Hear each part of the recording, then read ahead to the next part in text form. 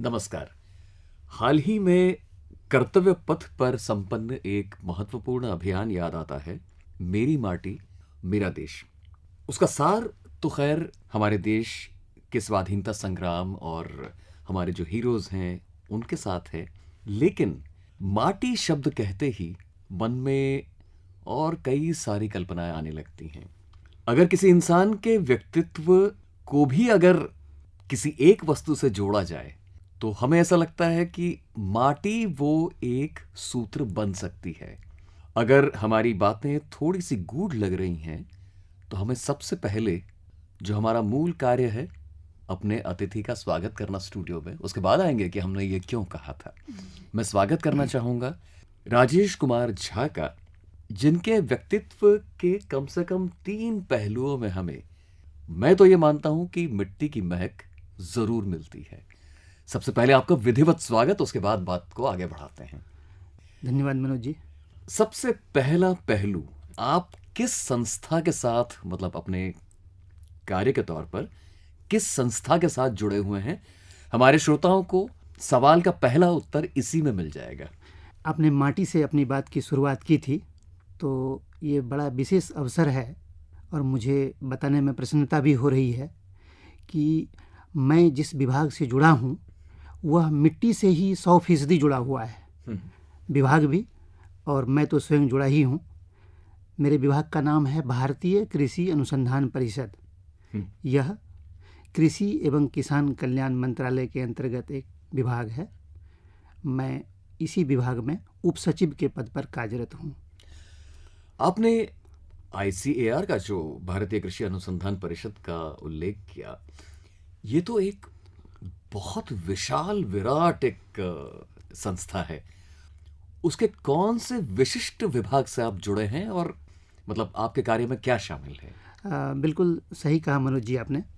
ये बड़ा विशद विभाग है और शायद 130 के आसपास हमारे संस्थान हैं जो देश के कोने कोने में कृषि उत्पादकता को बढ़ाने को लेकर और कृषि में जो नए नए प्रयोग हो रहे हैं, नए नए आविष्कार हो रहे हैं, उनसे जुड़ा हुआ है, ताकि किसानों को नए नए जो आविष्कार हो रहे हैं उनका लाभ मिल सके।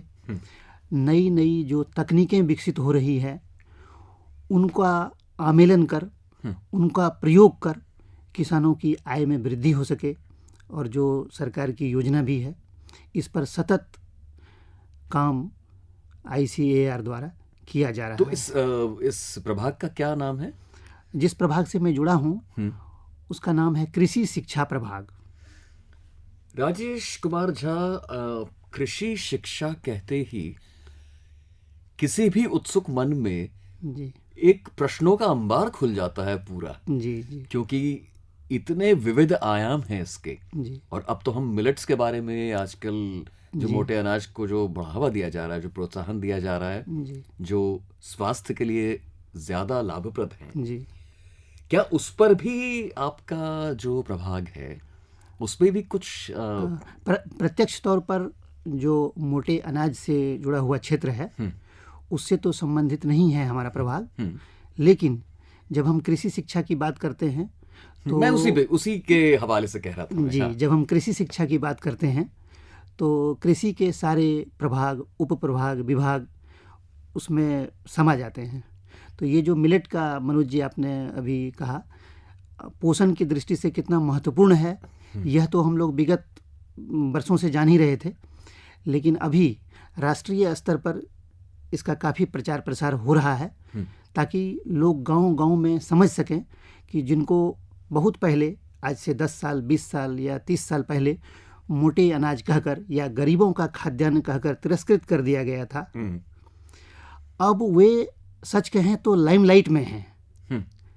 पोषण का प्रचुर स्रोत हैं वे, और लोगों को अपनाने के लिए सरकारें उनका अपने अपने हिसाब से प्रचार प्रसार उसका कर रही हैं, ताकि लोगों को यह समझ में आए और वे अधिक पोषण युक्त अनाज का सेवन कर सकें और स्वस्थ रह सकें।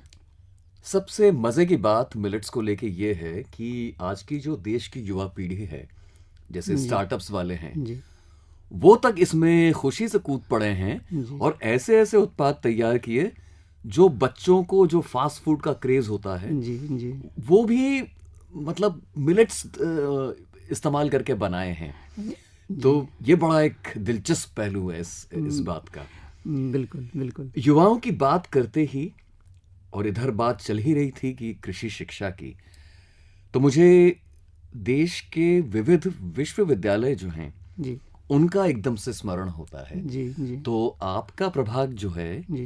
क्या मतलब प्रयासरत होता है कि इनको भी जोड़ते हुए, जैसे किसी बात को, किसी कल्पना को अगर थोड़ा और बढ़ाना है जी तो जी। इनका भी समावेश किया जाए बिल्कुल उसमें? बिल्कुल मनोज जी, हमारा जो कृषि शिक्षा प्रभाग है ICAR का, ये सीधे तौर पर राज्य के कृषि विश्वविद्यालयों से और जो हमारे सेंट्रल एग्रीकल्चर यूनिवर्सिटीज़ हैं उनसे सीधे तौर पर जुड़ा हुआ है। आपने सुना होगा कि ग्रेजुएशन के स्तर पर, स्नातक स्तर पर जो कृषि की शिक्षा दी जाती है उसमें ICAR अपना एक परीक्षा आयोजित करता है। उसके माध्यम से जो 15% सीट जो है ICAR के एग्ज़ाम से भरा जाता है और सभी राज्यों में ऐसे जो कृषि विश्वविद्यालय हैं उनको ICAR के द्वारा अनुदान भी दिया जाता है। अच्छा, आपके कार्यस्थल की बातें तो बहुत हो गई, अब जरा आपको व्यक्तिगत रूप से भी देखते हैं कि आप के शौक क्या हैं, जी जी आप अपने रिक्त समय में क्या क्या मतलब क्रियाकलाप क्या रहते हैं। और यहाँ पर भी जी हमें मिट्टी का ही एक और रंग दिख रहा है यहाँ पर, क्योंकि आपको लेखन काव्य में भी एक तरह से रस है। जी। लेखन में मेरी रुचि है, तो जब भी अवसर मिलता है, समय मिलता है, अपने ऑफिस के कार्यक्रम के बाद, ऑफिस के कार्यों के बाद और व्यक्तिगत कार्यों से जब कभी छुट्टी मिलती है तो थोड़ा बहुत पढ़ने लिखने का शौक़ है और लेखन आदि छोटे छोटे कार्य में करता हूँ। कोई महत्वपूर्ण विधा पर तो नहीं, लेकिन स्वांतः सुखाए कभी जो अच्छा। जैसा मिला वैसा कुछ लिख पढ़ भी लेता हूँ। लेखन इत्यादि में ज्यादा रुचि है या कविता की ओर भी रुझान है? हाँ, कविता लेखन ही मुझे प्रिय है।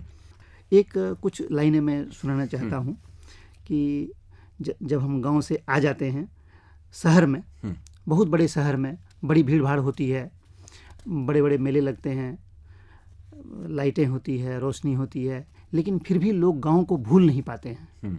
तो इसी पर मैंने कुछ पंक्तियां लिखी थी कि कभी कभी नींद नहीं आती है मुझे, सपने आते हैं छुटपन के। क्या बात! मिट्टी के घर, फूस की छत, बारिश के दिन, स्याह रातें, वाह! बेफिक्री की चादर में लिपटा मेरा बचपन बहुत याद आते हैं जो मुझे सोने नहीं देते। अरे गांव के मेले, मिट्टी के खिलौने, जलेबी के दोने, जेब में खनकते 4-4 आने मुझे बहुत याद आते हैं जो कभी सोने नहीं देते। क्या बात! कभी कभी नींद नहीं आती है मुझे, सपने आते हैं छुटपन के। और जब हम शहर में आते हैं तो हम सभी जानते हैं कि संयुक्त परिवार की प्रथा धीरे धीरे कम हो गई है, या कहें कि कम होती गई। तो हमने अगली कुछ पंक्तियां लिखी कि एकल परिवार है, अब खुशियां अपार है, पर दादी नानी की कहानियां, बचपन की अटखेलियां मुझे बहुत याद आते हैं जो मुझे सोने नहीं देते। क्या बात! और गांव की बहुत सारी चीज़ें याद आती है। उसी पर अगली 2-4 लाइनें ये हैं कि नंगे पैर स्कूल जाना। आपको याद होगा कि बचपन में हम लोग चप्पल पहनकर स्कूल नहीं जाते थे, और संयोग से मैं शायद वैसी अंतिम पीढ़ी का प्रतिनिधित्व कर रहा होऊंगा। तो नंगे पैर स्कूल जाना, बाल सखाओं संग भटकना, निरुद्देश्य निरर्थक, बेढब बेमेल कपड़ों पर जामुन के दाग, साइकिल से गिरकर संभलना बहुत याद आते हैं मुझे जो सोने नहीं देते। क्या बात है, क्या बात है! लेकिन अब अंतर भी हो गया है। अब हम मेट्रो में रहते हैं, बड़े शहर में रहते हैं। तो अंतिम कुछ पंक्तियां हैं कि अब मेट्रो में रहता हूँ, मेट्रो पर चलता हूँ, पर पगडंडियां गांव की, बातें दलान की मुझे बहुत याद आते हैं जो मुझे सोने नहीं देते। और अंत में जब हम शहर आ जाते हैं तो क्या होता है, गांव को लोग क्यों नहीं भूल पाते हैं। मैंने वो कुछ पंक्तियों में कहने की कोशिश की है। ऐसा नहीं कि मैं गांव को भूलना नहीं चाहता, पर क्या करूं, ये शहर मुझे नहीं अपनाता। बड़े यत्न करता हूं, क्या क्या नहीं करता हूं वर्तमान में जीने की, पर क्या करूं, छुटपन की स्मृतियां अभी भी ताज़ा हैं, जो मुझे बहुत याद आते हैं और जो मुझे सोने नहीं देते। कभी कभी नींद नहीं आती है मुझे, सपने आते हैं छुटपन के। वाह राजेश कुमार झा, आप तो मुझे प्रेमचंद के उस गांव ले गए लगभग, जहां पर मतलब जिसकी खुशबू मतलब यहाँ स्टूडियो तक आ रही है। जी ये बताइए, अब एक आम धारणा पर आते हैं। जी मैं भी एक विभाग से जुड़ा हूं, जी और जब एक शब्द आता है कि कोई प्रशासनिक अधिकारी, जी तो ये सुनते ही जी किसी आम मन में जी एक नेगेटिव सी डर सा एक वो आता है कि पता नहीं फाइलें जाएंगी, लौट के आएंगी नहीं आएंगी, या जी उस पे गोला लग के आएगा। जी जी आपकी बातें सुन के जी मेरी एक धारणा तो टूटी है जी कि प्रशासनिक पदों पर भी लोग जी रचनात्मक भी हो सकते हैं, और जैसा कि बातचीत में आपसे बिल्कुल बिल्कुल।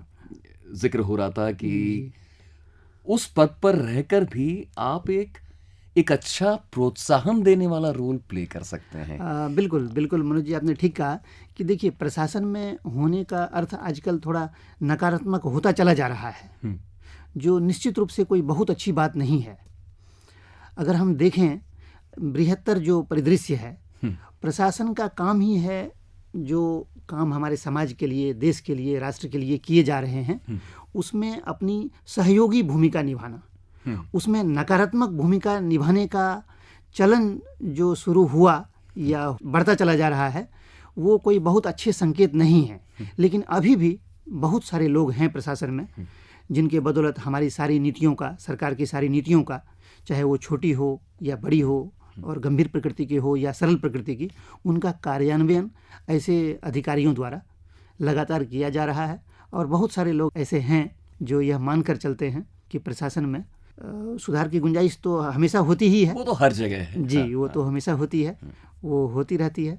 और सकारात्मक भूमिका में बहुत सारे प्रशासनिक अधिकारी भी लगे हुए हैं, और ये बहुत दूर देखने की आवश्यकता नहीं है। आप लोग खुद ही इतने बड़े जगह पर बैठे हुए हैं और इतने सकारात्मक हैं, तो इससे भी यह परिचय हमें मिल जाता है।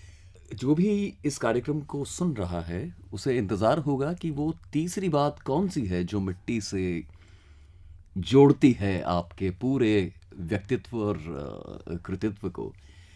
एक उसमें से एक आपने बात बता ही दी कि गांव से आप जी हाँ, जुड़े रहे हैं। जी बिल्कुल। दूसरा, आपकी शिक्षा जो रही है, जी उसमें मिट्टी की वो कौन सी सुगंध है जो अब आप हमें बताएंगे? कौन सी भाषा में आपने जी मतलब पढ़ाई की? और जी मेरी जो प्रारंभिक शिक्षा दीक्षा हुई है वह हिंदी भाषा में ही हुई है और मातृभाषा में हुई है। तो बचपन में हम लोग अपने प्राथमिक विद्यालय से पढ़कर, मैंने अभी जिक्र किया था कि हम लोग अपने प्राइमरी स्कूल में, प्राथमिक विद्यालयों में जब जाते थे, मुझे अच्छी तरह से याद है कि हम लोग नंगे पैर ही जाते थे, और वहाँ पैर धो के और बोरी बिछाकर, हमारे यहाँ बेंच और टेबल नहीं था बैठने के लिए, तो हम लोग अपनी बोरी एक ले जाते थे और उसमें खुद ही पैर धोकर फिर वहाँ बैठ जाते थे। और हमें शिक्षक पढ़ाते थे और यत्नपूर्वक हम अभ्यास करते थे, पढ़ने का मतलब समझते थे, साफ सफाई पर ध्यान दिया जाता था।